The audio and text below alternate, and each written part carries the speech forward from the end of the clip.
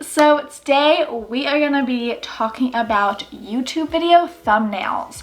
So there's so many ways that you can make them. You can use so many different apps, but today I want to talk to you guys about how I personally like to edit all my thumbnails. For me, I like to do a process of taking a picture that has to do with what I'm talking about in the video, and then also cutting out the background and then putting in the same background for each video. So on my YouTube channel, it will all look cohesive, and also it just creates more brand recognition. So that way, if you see something with that background, then you know it's my video. I also add text to the thumbnails, so that way if you just see the picture, you know what we're going to be talking about and what the video is about. The other really cool thing you can do using the process we're going to do today is change your background for videos depending on the playlist. So if you guys ever watched Shane Dawson, he had the food videos that were always the yellow background, and so if you're a channel that has one specific type of video, you can just create a cohesive feed. But if you have a lot of different types of videos, maybe you want to have one background for beauty, one background for food, one background for vlogs, anything. So that's just some examples, but I really like this method. I also think it's really great because sometimes I'll take a thumbnail like right here. So when you have all of this background, sometimes it can be distracting and it's not adding anything to the thumbnail or telling the viewer what the video is about. So by doing this, you could also put a green screen in the background, you could put whatever you want and make it more relevant to what the video is going to be referencing. So the other really cool thing about this is editing these thumbnails is completely free the way that I do it, and it's all on my phone, so it's really great when I'm on the go and I'm out and about. I don't have to be in front of my computer, and I know a lot of programs on the computer or a lot of apps are really amazing, but they can cost money or a subscription every month, and I just think that this is a really great free way to have a lot of control and create exactly the thumbnail that you guys want. So if you guys want to learn how I edit my thumbnails and how you can edit your thumbnails too, then keep on watching. So every time you film a video, at the very end, you want to also keep the camera rolling and just pose like you would for photos, even though you're not taking a picture, and hold each pose for 1 to 3 seconds, long enough to go back and take screenshots. If you move too quickly, then it will be blurry in your final picture. So you could just take screenshots, but it usually makes the quality of the image go down. So I like to go into my editing software where I'm editing my YouTube video, and then I also will import the pose video. And then I can just go frame by frame to see where it's the most clear. And then I'll just push this little camera button and it will pop up. And then I can keep going frame by frame by frame until I'm in another pose. And again, click the camera and just keep going all the way through. And this way it allows me to get the most amount of clear photos with the best quality. So my computer won't let me record it, so I just use my phone to film this. But basically you go onto your files on your computer and you go to wherever they're saved. And then you click on all of them, and I like to go through and just delete the ones that I don't like. Now that they're in picture format instead of video format, I can see what I have and the ones that I like the best and I'm most likely to use. I usually will end up with like 5 to 10 options, and so I just want to narrow it down to my favorites because I'm gonna only end up using one of them. Once you have your selection, then you go down to the Google Chrome or whatever your internet is, and you open that up and you go to Google Photos. I already have mine open, but you're pushing upload, and then you're pushing from the computer, and you're gonna find those pictures wherever they were saved that you just found them before, and then you're gonna upload all of them to Google Photos. I think Google Photos is the quickest and easiest to share photos between devices. Alright, now you're jumping over to your phone and you're going to open up the Google Photos app. Then you're going to select all of the ones that you have put on there if you want lots of options. But now that it's on the phone and already on the cloud and saved, you don't need them all on your phone. So you can just go through and select your favorite 1 or 2. Then you select the share icon at the top, and you can select from the icons below. I choose the Lightroom, and this is not mandatory, but I like to have all my photos edited, even if it's just to add some brightness or shadows. But once they are uploaded, then you're going to exit out of that app and open up the Lightroom app. Once the Lightroom app is open, you're just selecting all photos like you would normally do to edit any other pictures. And then the ones you imported should be right at the top, and you're going to select one of those and edit it however you like that fits into your style. So if that's adding some light or changing the color a little bit, whatever fits you, then just go ahead and do that. I'm just going to throw a preset on here and call it a day. When you're editing, you're going to be focusing on you or whatever the subject is, and totally disregard the color of the background. It's really irrelevant because we're going to be removing that. Once you're happy with how it is, you select the share icon at the top and you push export, and then you're going to select the check mark at the top right corner, and then once it's uploaded, you're going to push OK. Then you're going to exit out and you're going to open up this app called Background Eraser. Then you'll select Load a Photo, and now your edited picture will be the first one. You're just going to select that. Then you're going to change the crop to just be the subject.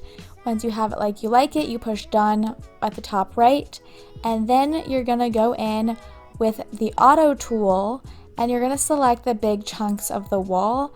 Obviously, the more different the color of the wall is to your subject, the easier it will be for the auto to pick it up. Then I switched to the repair one so that I can repair my hand or anything that the auto accidentally messed up. So obviously my hands were very similar to the wall color, but it's pretty easy. Usually it will leave some type of outline. Or if I can't see where the outline is, then I will just kind of go where I think, and then I can always clean it up with the manual tool. Then I go to the manual and I just get the big chunks that are left that the auto didn't get, or I get close to anything that needs more detail.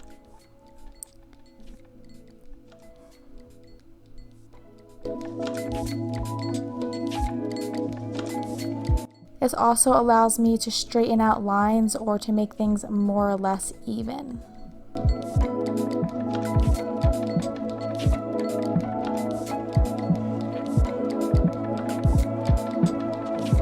Then I switch to the magic tool, which basically just detects lines. This tool is great as a guide instead of just using the manual where it's a free-for-all. This is using the picture and the colors to guide where to remove, and it's pretty accurate and makes it a little bit easier instead of just going in free-for-all. And then as I'm going, I'm just making sure if I've taken anything off, I'm repairing it. So to summarize, the auto tool at the beginning for the big chunks, the magic tool for the border around the subject, and the manual tool for everything else. Once you think it's good, you can select done at the top right corner and see if you missed any spots. If you did, you just go back and you can fix it or make any changes. You really want to make sure all of the wall is removed so that it looks legit on your thumbnail. Then you're selecting done again, and then I like to shrink the borders. So you have 5 different options, and 5 is gonna take the border down the most, but because we have cords and stuff, we wanna not go too far. So I just selected 2. If you like it how it is, you put save at the top right corner, and that will automatically save it for you. Then you exit the app and then you open up the Picmonkey app.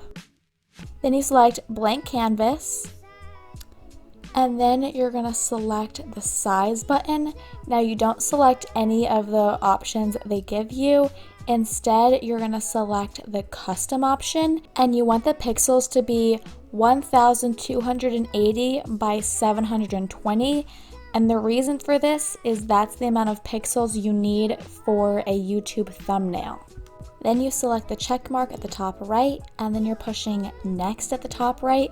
You're not worrying about a pattern or a background.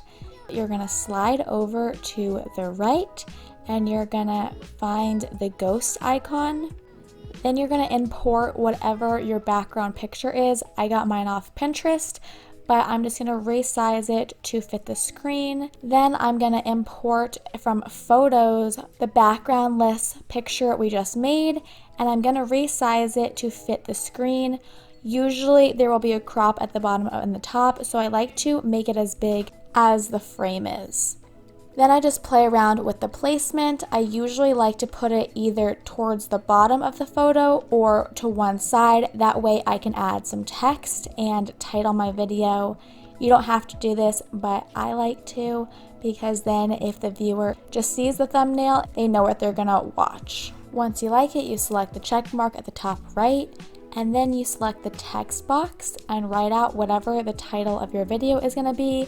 It doesn't have to match the title on YouTube exactly, but you want to put words that describe what the video is about. Then you're going to drag the text over to the side where you left room for it, and then you're going to play around with the spacing of it to make sure it fits.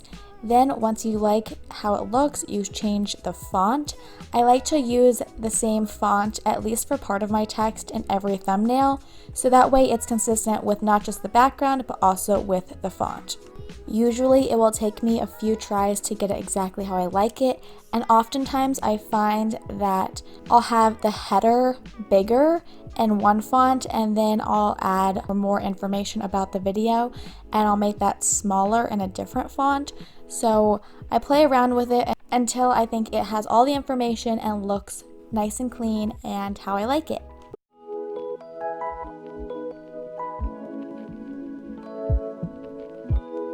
Once it's good to go, I push save on the top right, and that will save it to my phone. Then I'm opening up the YouTube Studio app, and I'm selecting the 3 lines on the top left, and then I'm selecting videos. Now I already uploaded my video on the computer where I edited it, and if you want to publish your video on the computer, you could just send your thumbnail we just made over and publish on the computer. But if not, then on the YouTube Studio app, you'll push the little pencil icon, and that will take you to the editing page. Now you're selecting edit thumbnail and then the custom thumbnail at the bottom, because all of those suggested ones are horrible. And then you're going to select the most recent photo, which is the one that we just created. Then you're going to select at the top right, and then you're going to push save draft to finish it. But I just wanted to point out that the text in my thumbnail is not the exact same to my YouTube video title, but both suggest the same idea, and you can get the general idea from reading the title or just looking at the thumbnail. Now there's a few reasons that you want to have a unified background. One, if somebody clicks on your YouTube channel, then your header and all your videos will be unified and cohesive and just really aesthetically pleasing, but also for brand recognition. So if people see my pink background or see the font that I always use, then they're more likely to recognize who I am. But also, if you have different playlists, you can have different backgrounds, so people will know what to expect. That way you just are creating more of a brand and a cohesive presence on the internet. Alright guys, so I hope that you enjoyed this. I hope that it helped you a lot. And even if you're not going to make your thumbnails exactly the same way I did, I hope that you got something out of this that you can apply to your own channel. If you guys liked this video and found it helpful, then don't forget to share it with your friends who are also getting into YouTube. If you have other YouTube questions, be sure to leave them in the comments below, and I will be sure to answer them and maybe create a new video about it. If you guys like this video, don't forget to give it a big thumbs up and hit subscribe down below to see more of me, and I will see you next week. Bye guys!